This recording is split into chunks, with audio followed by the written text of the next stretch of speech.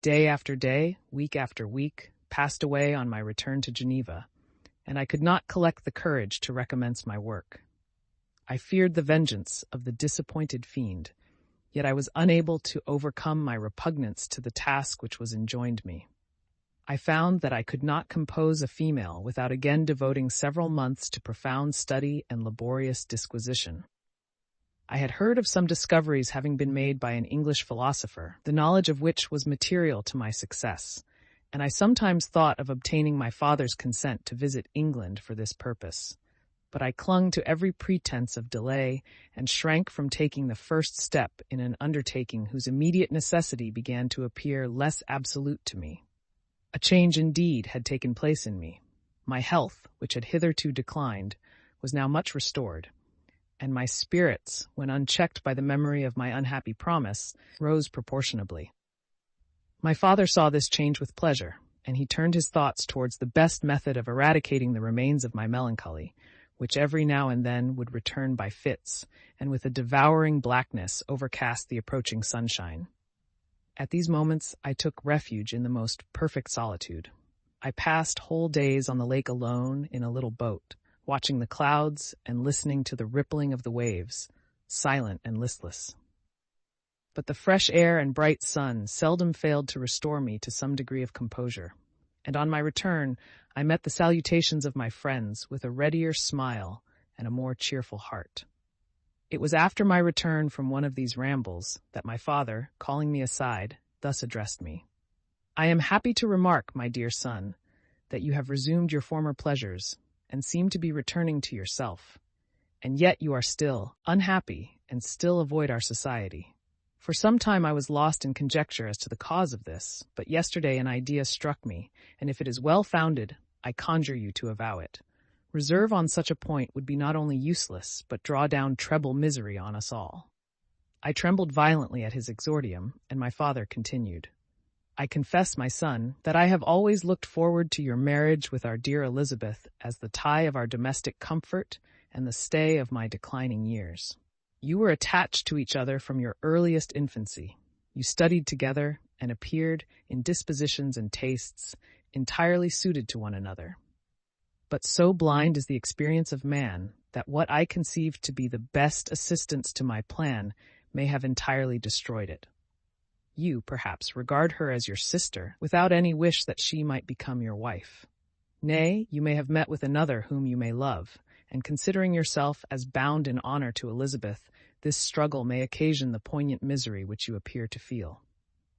My dear father, reassure yourself. I love my cousin tenderly and sincerely. I never saw any woman who excited, as Elizabeth does, my warmest admiration and affection. My future hopes and prospects are entirely bound up in the expectation of our union.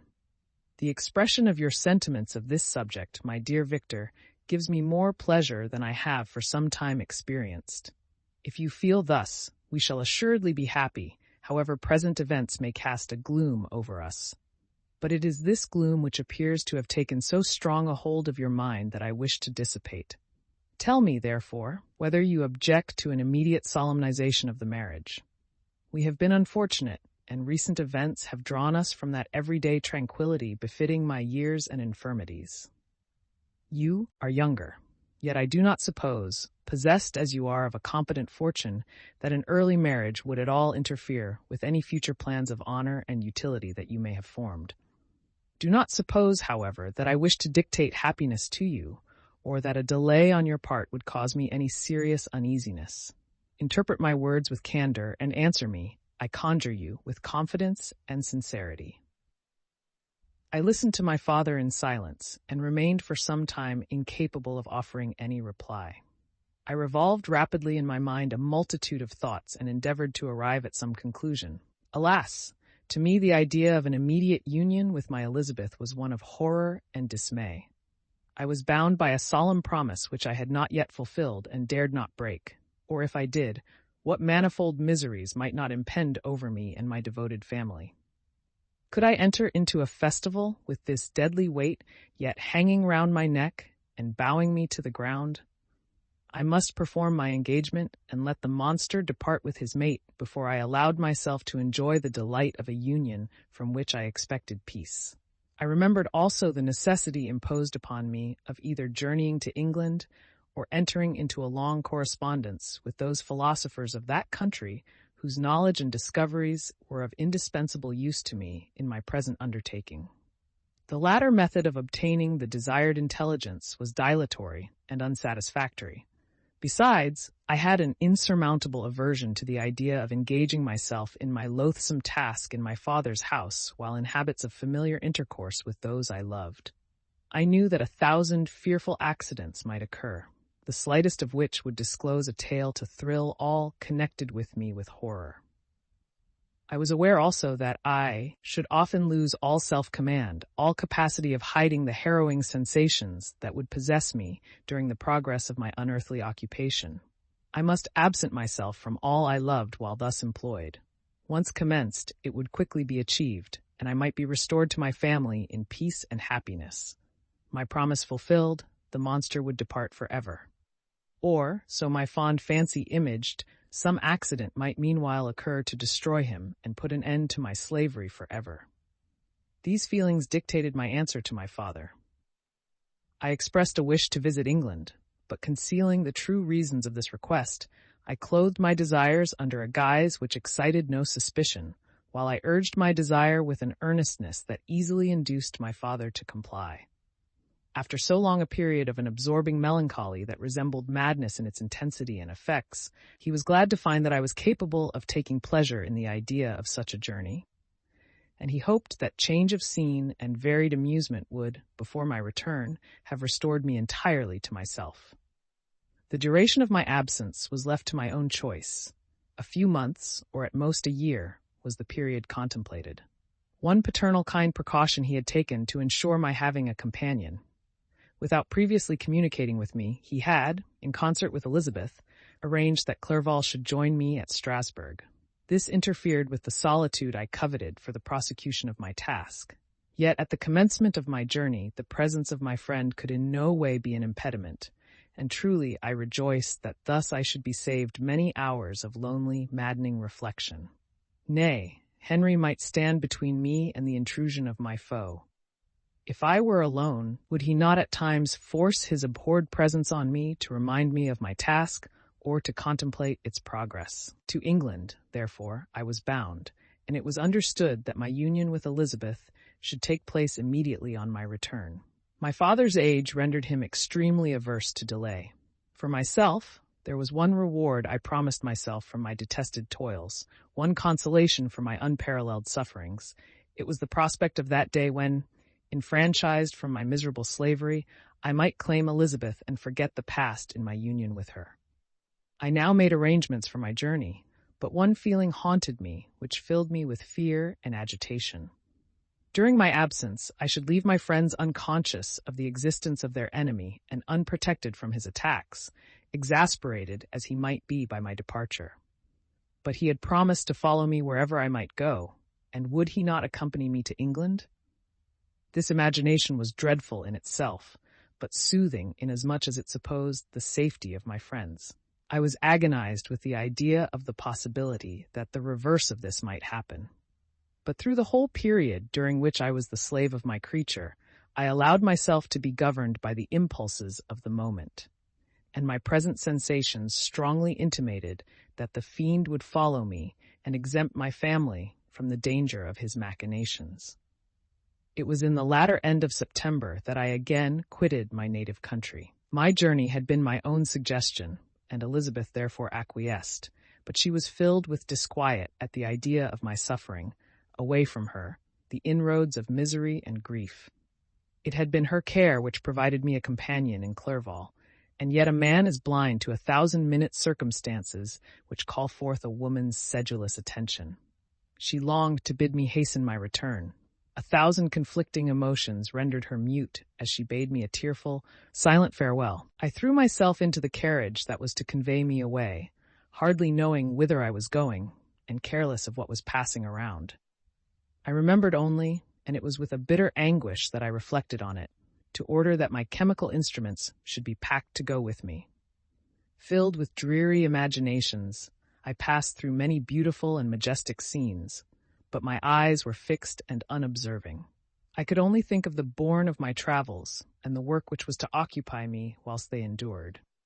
After some days spent in listless indolence, during which I traversed many leagues, I arrived at Strasbourg, where I waited 2 days for Clerval. He came. Alas, how great was the contrast between us! He was alive to every new scene, joyful when he saw the beauties of the setting sun, and more happy when he beheld it rise and recommence a new day. He pointed out to me the shifting colors of the landscape and the appearances of the sky. "This is what it is to live," he cried. "Now I enjoy existence. But you, my dear Frankstein, wherefore are you desponding and sorrowful?" In truth, I was occupied by gloomy thoughts, and neither saw the descent of the evening star nor the golden sunrise reflected in the Rhine. And you, my friend, would be far more amused with the journal of Clerval, who observed the scenery with an eye of feeling and delight, than in listening to my reflections. I, a miserable wretch, haunted by a curse that shut up every avenue to enjoyment. We had agreed to descend the Rhine in a boat from Strasbourg to Rotterdam, whence we might take shipping for London.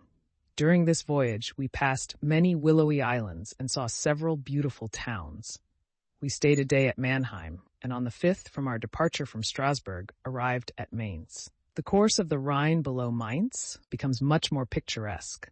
The river descends rapidly and winds between hills not high but steep and of beautiful forms. We saw many ruined castles standing on the edges of precipices, surrounded by black woods, high and inaccessible.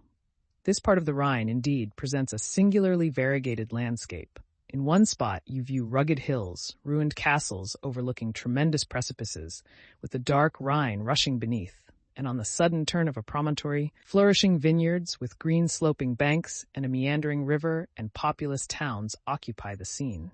We traveled at the time of the vintage and heard the song of the laborers as we glided down the stream. Even I, depressed in mind and my spirits continually agitated by gloomy feelings, even I was pleased. I lay at the bottom of the boat, and as I gazed on the cloudless blue sky, I seemed to drink in a tranquility to which I had long been a stranger. And if these were my sensations, who can describe those of Henry? He felt as if he had been transported to fairyland and enjoyed a happiness seldom tasted by man. "I have seen," he said, "the most beautiful scenes of my own country. I have visited the lakes of Lucerne and Uri, where the snowy mountains descend almost perpendicularly to the water, casting black and impenetrable shades, which would cause a gloomy and mournful appearance, were it not for the most verdant islands that relieve the eye by their gay appearance. I have seen this lake agitated by a tempest, when the wind tore up whirlwinds of water, and gave you an idea of what the water-spout must be on the great ocean. And the waves dash with fury the base of the mountain, where the priest and his mistress were overwhelmed by an avalanche, and where their dying voices are still said to be heard amid the pauses of the nightly wind. I have seen the mountains of La Valais and the Pays de Vaud, but this country, Victor, pleases me more than all those wonders. The mountains of Switzerland are more majestic and strange, but there is a charm in the banks of this divine river that I never before saw equaled. Look at that castle which overhangs yon precipice, and that also on the island, almost concealed amongst the foliage of those lovely trees, and now that group of laborers coming from among their vines, and that village half hid in the recess of the mountain.